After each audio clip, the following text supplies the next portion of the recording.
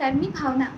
आज या व्हिडिओच्या माध्यमातून मी तुम्हाला सांगणार आहे, की आपण जेव्हा एखाद्या एक्झामचं प्रिपरेशन करतो किंवा आपण एखादी एक्झाम देतो, त्यावेळेला कधी-कधी असं होतं, की अरे आपण प्रयत्न तर खूप करतोय, आपण खूप स्टडी, खूप वेळ अभ्यास करतोय, पण आपल्याला हवं तसं आउटपुट येत नाहीये, आपल्याला हवा तसा रिझल्ट त्याच्यातून मिळत नाहीये. आणि अशा वेळेला काही छोट्या-छोट्या गोष्टी आहेत, जी मी माझ्या एक्झाम पिरियडमधून शिकले. जेव्हा मी स्वतः माझ्या CA फायनलचं प्रिपरेशन करत होते, त्यावेळेला मी काही अटेम्प्ट्स दिले आणि माझंसुद्धा असंच होतं, तर अरे मी एवढा अभ्यास करते, पण मला हवं तसं रिझल्ट येत नाही. आणि त्याच्यानंतर काही छोट्या-छोट्या गोष्टींवर काम केल्यानंतर या गोष्टी लक्षात आल्या, की या सगळ्या छोट्या-छोट्या गोष्टी आपल्या ओव्हरऑल एक्झाम प्रिपरेशनसाठी खूप महत्त्वाच्या आहेत, ज्या आपण इग्नोर करतो. आणि त्या गोष्टी आज मी या व्हिडिओच्या माध्यमातून तुमच्या सगळ्यांबरोबर शेअर करणार आहे.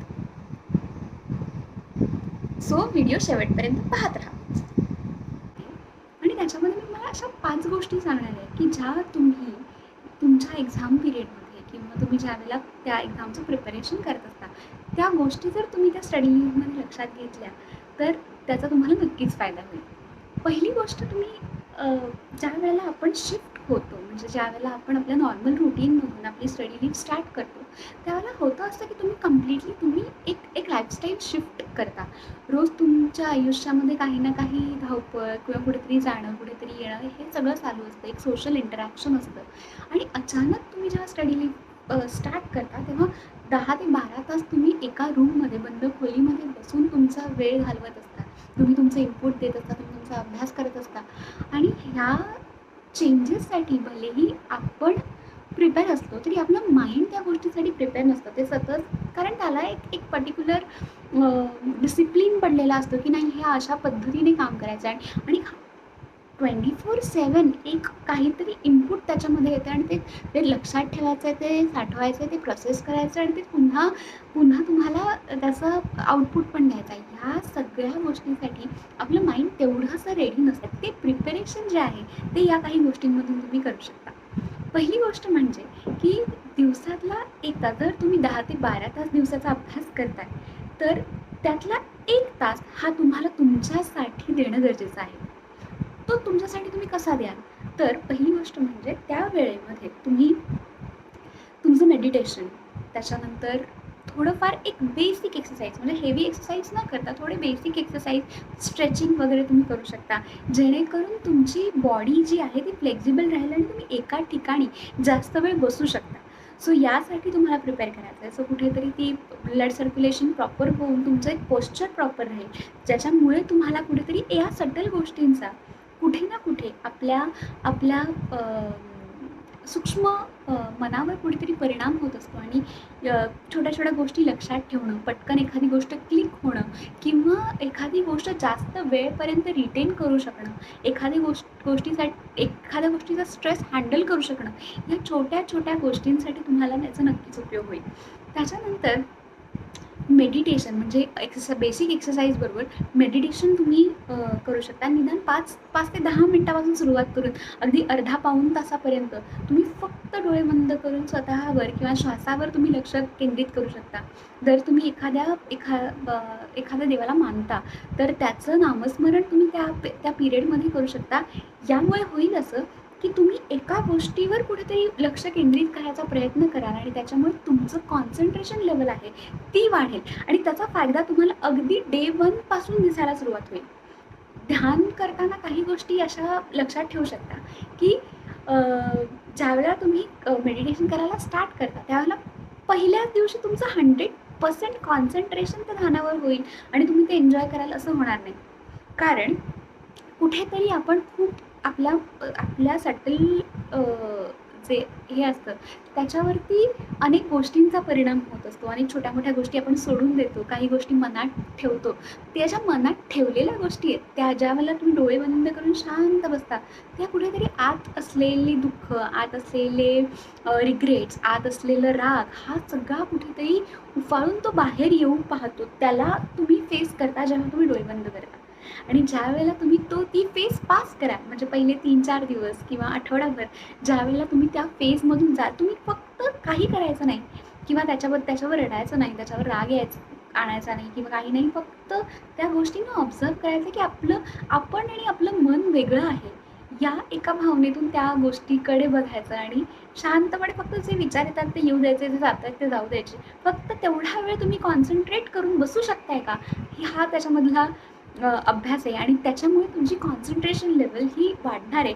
सो हा जो 1 तास तुम्ही देणार आहात, ती खरी तर तुमची इन्व्हेस्टमेंट आहे तुमचे पुढचे 8 ते 9 तास जास्तीत जास्त इफेक्टिव्ह होण्यासाठी. सो ही पहिली टिप.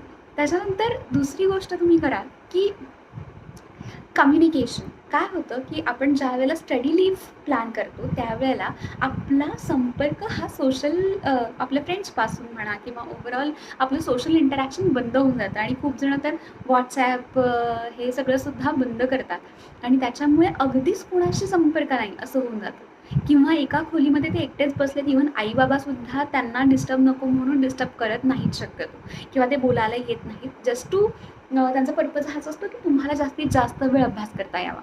पण याचा परिणाम काय होतो की आपल्याला रिलीज होता येत नाही. जर एखाद्या गोष्टीचा स्ट्रेस आला, एखाद्या गोष्टीचं वाईट वाटलं, एखादी गोष्ट होतीये, आनंद झाला, भले कुठलाही असू दे, पण आपल्या मनातले जे विचार आहेत ते कुणापर्यंत तरी पोहोचवणं गरजेचं असतं. अदरवाईज तुम्हाला त्या गोष्टींचं सतत छोट्या छोट्या गोष्टींचं टेन्शन येत राहणार आणि ते येऊ नये म्हणून म्हणून निदान आपल्या फॅमिली मेंबर्सपैकी कुणाशी तरी बोलणं किंवा कुणाशी तरी आपले मन मोकळं करणं हे गरजेचं आहे. सो लंचच्या वेळेला म्हणा, ब्रेकफास्टच्या वेळेला म्हणा किंवा स्पेसिफिक असा टाईम ठरवून थोडा वेळ 5-10 मिनटं आपल्या आईबाबांशी, भावाशी किंवा ज्याच्याशी तुम्ही कम्फर्टेबल आहात, अगदी एखादा जवळचा फ्रेंड असेल तर त्याच्याशी तुम्ही बोलू शकता आणि जेणेकरून तो जो एक्झाम पिरियडमधला किंवा तो जो एक कुठेतरी एक वाटणं असतं, भले आपल्याला आजचा दिवस नाही यार नाही होते किंवा नाही चांगलं झाला आजचा दिवस अभ्यास, मी जेवढं ठरवलेलं तेवढं नाही होते, हे कुठेतरी तुम्ही मोकळं करताय. हे भले त्याच्यामधून तुम्हाला सोल्युशन्स मिळणार नाही, पण तुम्हाला तो स्ट्रेस मॅनेज करायला हेल्प होईल आणि कुठेतरी तुम्ही ते ओव्हरथिंक करत येता, अरे नाही होते नाही होते नाही, आणि हा तुम्हालाही कळत नाही की तुमचा जो इफेक्टिव्ह टाईम आहे तो जास्तीत जास्त विचार करण्यातच जातो ॲक्शन करण्यापेक्षा. आणि हे कुठेतरी थांबवण्यासाठी आपण हे कुणाशी तरी बोललं पाहिजे. सो निदान 5 ते 10 मिनटं तुम्ही त्यासाठी देऊ शकता आणि हे कॉन्शियसली देणं गरजेचं आहे. आपण अदरवाईज बोलणं, काही लोकांचं अदरवाईजसुद्धा घरामध्ये कम्युनिकेशन चांगलं असतं, पण काही वेळेला काही लोकं तेवढी हे नसतात किंवा त्यांच्या लक्षातच येत नाही की आपण कोणाकडे व्यक्तच होत नाही आहोत. सो हे करणं गरजेचं आहे. त्याच्यानंतर तुमचा जो स्टडी टाईम आहे त्या स्टडी टाईममध्ये सुद्धा अगदी तुम्ही ऐकलं असेल की साधारण अर्धा पाऊण तासाचा तुम्ही एक सेशन ठेवू शकता. म्हणजे तुमच्या कम्फर्ट झोननुसार किंवा तुमच्या अभ्यासाची मेथड जशी आहे त्याच्यानुसार तुम्ही ते सेशन्स ठेवू शकता आणि त्याच्यामधून छोटे छोटे ब्रेक्स घेऊ शकता, अगदी 10 मिनटाचे किंवा अगदी 5 मिनटाचे, की त्याच्यामध्ये तुम्ही ठरवा की तुम्हाला काय करायचं आहे. आयदर तुम्ही त्या 5 मिनटामध्ये थोडंसं स्ट्रेचिंग करणं किंवा एखादी फेरी मारून येणं किंवा अगदीच जर तुम्हाला तुमचं कॉन्सन्ट्रेशन हे करायचं नसेल तर एखादा असे व्हिडिओज तुम्ही काढून ठेवू शकता की जे तुमच्या विषयाशी थोडे रिलेटेड आहेत किंवा मोटिवेशनल असतील. ते मोटिवेशनल व्हिडिओज आहेत 5-5 मिनटाचे, फार मोठे नाही, आणि ते त्याच्यामध्ये तुम्ही पाहू शकता. सो दॅट तुम्हाला पुन्हा एकदा एक रिलॅक्सेशन मिळेल आणि पुन्हा एकदा तुम्ही रेडी व्हाल सेकंड सेशनसाठी. सो हे तुम्ही असे 2-3 सेशन, लंचच्या आधी 3, लंचच्या नंतर 3 असे करू शकता. कधी कधी असं होतं ना की आपण दिवसभर अभ्यास करत बसलेलो असतो, पण आपल्याला अगदीच कळत नाही की काहीच अभ्यास झालेला नाही किंवा अगदीच पुढेच जात नाही आहे गोष्टी. मग अशा वेळेला तुम्ही एक गोष्ट विसरत असता की प्लॅनिंग जे असतं ते तुम्ही थोडंसं ॲडव्हान्समध्ये केलं पाहिजे. म्हणजे ओव्हरऑल जर तुम्हाला एक वीकचं जर प्लॅनिंग करायचं असेल किंवा 1 वीकमध्ये एक पर्टिक्युलर सब्जेक्ट कंप्लीट करायचा असेल, सो त्याच्यासाठी तुम्ही रोज काय केलं पाहिजे, रोज कितपर्यंत तुम्ही कंप्लीट केलं पाहिजे, किती टॉपिक्स केले पाहिजे, याचं एक शॉर्ट टर्म प्लॅनिंग, किंवा अगदीच नसेल जमत तर एका दिवसाचं बाबा 1 दिवस इन ॲडव्हान्स तुम्ही प्लॅनिंग केलं पाहिजे की उद्याच्या दिवसामध्ये मला नेमकं काय कंप्लीट करायचं आहे, मला नेमकं काय आउटपुट हवं, माझं काय कंप्लीट झालेलं हवं आहे, आणि ते कंप्लीट करण्यासाठी मग ते कंप्लीट करण्यासाठी मला काय गोष्टी केल्या पाहिजे, किती वेळात काय केलं पाहिजे, म्हणजे इतक्या मायन्यूट पहिल्या 1 तासात काय केलं पाहिजे, दुसऱ्या तासात किती कंप्लीट झालं पाहिजे, हे थोडं अचिवेबल प्लॅनिंग केलं पाहिजे, थोडं प्रॅक्टिकल प्लॅनिंग की बाबा जे शक्य आहे. कधी आपण प्लॅन करतो पण तो अगदीच अशक्य इम्पॉसिबल असतो. आणि असं जर असेल तर ते कुठेतरी डिमोटिवेट होतं, अरे यार नाही होते. मग सुरुवात करताना जेव्हा तुम्ही प्लॅनिंगची सुरुवात करता तेव्हा अगदी छोटे छोटे गोल्स ठेवा जे अचिवेबल आहेत, जे तुम्ही ॲक्च्युअलीमध्ये इम्प्लिमेंट करू शकता. आणि त्याच्यानंतर थोडंसं बाबा की थोडं टाईट होतं आहे, आता आता प्रॉपरली थोडंसं एक मोमेंटम येतो आहे, मग तुम्ही थोडंसं चॅलेंजिंग काम घेऊ शकता किंवा चॅलेंजिंग टॉपिक्स घेऊ शकता. सो अशा पद्धतीने प्लॅन करा. कारण कसं असतं, आपलं मनसुद्धा एखाद्या लहान मुलासारखं असतं की बाबा त्याला आधी थोडंसं, त्याला आपल्या पद्धतीने जर त्याने आपलं म्हणणं ऐकावं असं वाटत असेल तर कुठेतरी त्याला चॉकलेट हे द्यावं लागतं. सो अशा पद्धतीने आधी आपल्या मनाला थोडंसं आपल्या बाजूने गेलं पाहिजे की नाही जमतंय, आपल्याला जमतंय. मग असे काहीतरी अचिवेबल गोल्स आधी सेटल करून थोडासा एक हुरूप आला की मग थोडेसे थोडेसे कठीण, मग त्याच्यापेक्षा कठीण, कारण तो एक मोमेंटम यायला पण वेळ लागतो. सो हे झालं प्लॅनिंगचं. आणि शेवटची गोष्ट म्हणजे सेल्फ अनालिसिस करणं. सेल्फ अनालिसिस करणं म्हणजे स्वपरीक्षण, की आपण आपण कुठे जातोय किंवा आपण आपण किती पाण्यात होत बेसिकली हे तपासून पाहणं रोजच्या रोज. अगदी झोपण्याच्या आधी तुम्ही 10 मिनटं त्या गोष्टीसाठी देऊ शकता की बाबा मला जर एवढ्या वेळेमध्ये माझं सिलेबस कंप्लीट करायचं आहे किंवा माझा गोल अचीव करायचा आहे, तर त्याच्यासाठी मी किती फास्ट गेलं पाहिजे.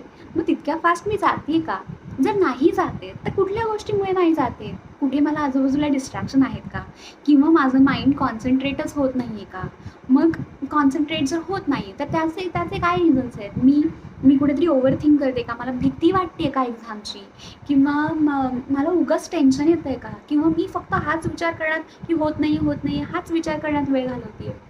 सो या गोष्टीचं कुठेतरी परीक्षण केलं पाहिजे. त्यानंतर तुम्हाला सोल्युशन मिळेल की ॲक्च्युली तुम्ही कुठल्या स्टेप्स घेतले पाहिजेत. कारण प्रत्येकजण युनिक असतो आणि प्रत्येकाचे प्रॉब्लेम्स वेगळे असतात, प्रत्येकाच्या सिच्युएशन वेगळ्या असतात, प्रत्येकाचं मानसिक हे वेगळं असतं. आणि त्याच्यामुळे स्वतःचं अनालिसिस केल्यानंतर आपल्याला कळेल की आज जर मी एखादी व्यक्ती तुम्हाला टिप्स नाही देऊ शकत फार, कारण तिला तुमची परिस्थिती माहिती नाही आहे. सो त्यासाठी आपण स्वतःला मदत करायला हवी की बाबा आपण कुठे कमी पडतोय, आपण कुठे लॅक होतोय, त्या गोष्टी आपण कशा भरून काढल्या पाहिजे.